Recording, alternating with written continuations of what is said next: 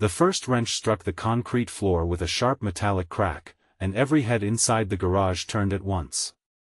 A battered toolbox slid across the oil-stained ground, spilling sockets and screwdrivers in every direction while a quiet mechanic stood frozen, his lunch crushed beneath a heavy tire. Laughter echoed through the building as someone mocked the patched jacket on his shoulders and the worn boots on his feet. No one noticed that the owner of the luxury sports car waiting outside had just stepped through the entrance and had witnessed every cruel second of what had happened. Colton Reeves had worked with engines since he was 14 years old. After losing both of his parents before finishing high school, he never had the chance to attend college. Instead, he learned by rebuilding old pickup trucks behind a neighbor's barn, reading repair manuals until the pages fell apart, and solving mechanical problems that experienced technicians often gave up on. His hands carried scars from years of hard work, but his heart had never become hard. He believed every machine deserved another chance, and every person did too. The garage where he worked was the largest repair shop in the county. It had shiny equipment, expensive diagnostic computers, and customers who drove vehicles worth more than most houses. Yet despite his remarkable talent, Colton remained the lowest-paid mechanic because he refused to flatter his supervisors or take credit for work that belonged to someone else. The shop's lead technician, Bryce Holloway, enjoyed reminding everyone that Colton came from nothing. Bryce wore spotless uniforms, expensive watches, and spoke loudly enough for customers to hear. He convinced himself that appearances mattered more than ability. Every morning he found a new reason to embarrass Colton, criticizing his old truck, his second-hand clothes, or the lunches he packed to save money. That morning the teasing became especially cruel. Bryce intentionally assigned impossible jobs to Colton while giving easier work to his friends. When Colton quietly accepted another complicated transmission rebuild, Bryce laughed and announced that perhaps the poor mechanic would finally earn enough money to buy matching boots. The other mechanics joined the laughter. Some laughed because they agreed. Others laughed because they feared becoming the next target. Colton simply bent down, gathered the scattered tools from the floor, brushed the dust from his crushed sandwich, and returned to work without saying a word. Watching from the office doorway was the garage owner, Meredith Sinclair. She had built the business with her late husband decades earlier and believed she knew every employee well. Recently, however, health problems had forced her to spend less time in the workshop. She had no idea how deeply the workplace culture had changed during her absence. Before she could step forward, another customer arrived. An elegant silver Grand Touring coupe rolled slowly into the service bay. Its owner, Graham Whitmore, was one of the city's most respected entrepreneurs. The car had developed a mysterious engine problem that 5 dealerships had failed to solve. The vehicle would lose power without warning, and replacing parts had only made matters worse. Bryce hurried over with a confident smile, eager to impress such an important customer. He promised the repair would be simple and insisted that only he should handle such an expensive automobile. Graham nodded politely, but his attention kept drifting toward Colton, who was quietly helping an elderly customer load groceries into her aging station wagon before returning to his workbench. Within hours Bryce had replaced several costly components, yet the problem remained exactly the same.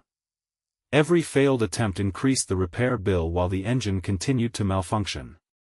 Frustration spread through the garage. Meredith finally asked Colton to take a careful look. Bryce protested immediately. He argued that someone who drove a rusty pickup had no business touching a luxury performance vehicle. Several mechanics smirked, expecting another opportunity to humiliate the quiet man. Colton didn't argue. He simply requested permission to inspect the car from the beginning instead of relying on previous diagnoses. Working patiently, he ignored the expensive diagnostic computer and began listening to the engine itself. He observed tiny vibrations others had overlooked. He examined wiring hidden beneath protective covers and traced each connection with remarkable care. Nearly 2 hours later he discovered a nearly invisible fracture inside a grounding strap that expanded only when the engine reached operating temperature. The defect interrupted electrical signals just long enough to confuse multiple control systems before reconnecting seconds later. The repair required a part costing less than $20. When the engine started again, it purred with perfect smoothness. Multiple test drives confirmed the problem had completely disappeared. Silence filled the garage. Bryce stared at the repair order in disbelief.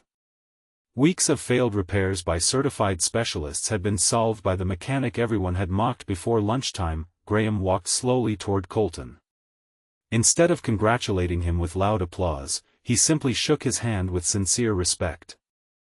He later admitted that he had recognized true professionalism long before the repair was complete because genuine experts remained calm while everyone else searched for someone to blame. Meredith quietly reviewed recent repair records over the following days. The results shocked her. She discovered that many successful repairs credited to Bryce had actually been completed by Colton. Several customers had even written glowing reviews describing the humble mechanic, yet those compliments had been redirected toward other employees. The truth was impossible to ignore. A staff meeting was called the following afternoon. Every mechanic expected another discussion about productivity or safety. Instead, Meredith placed dozens of repair files across a long workbench. She calmly explained how months of dishonest reporting had hidden the contributions of the garage's most talented employee.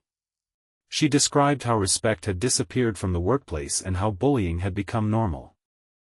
Looking around the room, she reminded everyone that skill without character eventually destroys every successful business. No one laughed anymore. Bryce tried defending himself by claiming that Colton never complained. Meredith answered that kindness should never be mistaken for weakness. Those simple words seemed heavier than any punishment. Bryce was removed from his leadership position and required to repay bonuses earned through false credit. Several others received formal disciplinary action for participating in repeated harassment. Then Meredith turned toward Colton. She thanked him for remaining honest despite every reason to become bitter. She admitted she had failed to notice what was happening and apologized publicly for allowing such injustice to continue under her roof. Colton accepted the apology with quiet grace. He said resentment was another kind of heavy tool, and carrying it every day only made life's work harder. His response left the room speechless. Word of the remarkable repair spread quickly through the community. Customers specifically requested Colton because they trusted both his ability and his integrity. Local businesses began bringing their fleet vehicles to the garage, praising the new atmosphere of honesty and teamwork. Meredith promoted Colton to master technician and later invited him to help manage daily operations. Rather than seeking revenge, he introduced a mentoring program where experienced mechanics taught apprentices regardless of their background, education, or appearance. Every new employee learned that respect was not optional but essential. Months later, the garage looked different in ways that had nothing to do with fresh paint or new equipment. Laughter still echoed through the building, but now it came from shared victories instead of cruel jokes. Mechanics celebrated difficult repairs together. Experienced workers encouraged beginners instead of humiliating them. Customers noticed the difference the moment they walked through the doors. One quiet afternoon an old pickup rolled into the service bay. The nervous young mechanic driving it had come seeking employment. His clothes were worn, his boots were patched, and his toolbox looked almost identical to the one Colton had once picked up from the concrete floor. Some employees glanced at each other, remembering the painful day that had changed everything. Before anyone could say a careless word, Colton walked over, carried the young man's toolbox inside himself, and welcomed him with a warm smile that asked for nothing in return. In that simple act, everyone understood how far the garage had come. Years later, customers rarely remembered the expensive sports car or the remarkable electrical diagnosis. What they remembered was hearing about the mechanic who answered humiliation with dignity, injustice with patience, and success with compassion. His greatest repair had never been an engine at all. It had been restoring the heart of an entire workplace. Before you leave this story behind, take a moment to reflect on its message. What do you believe matters more in the end: talent, wealth, or the way we choose to treat people when they have nothing to offer us? Share your thoughts and the lesson that touched your heart most. The old toolbox that had once been kicked across the concrete remained on a shelf in Colton's office. He never replaced it, even after he could easily afford the finest tools available. Whenever someone asked why he kept such a worn-out box, he would gently smile and explain that it reminded him where he started, how easily pride can blind people, and how kindness can rebuild lives more completely than any wrench ever could. Every scratch on its surface carried a memory, not of humiliation, but of the day compassion proved stronger than cruelty. and the poor mechanic everyone underestimated became the reason an entire community learned that the true measure of a person is never found in the clothes they wear, the truck they drive, or the money in their pocket, but in the character they reveal when life gives them every reason to stop believing in goodness and they choose goodness anyway. If you'd like, I can also make this story closer to 5,003,000 words with even more emotional twists, suspense, and cinematic detail while keeping the same style.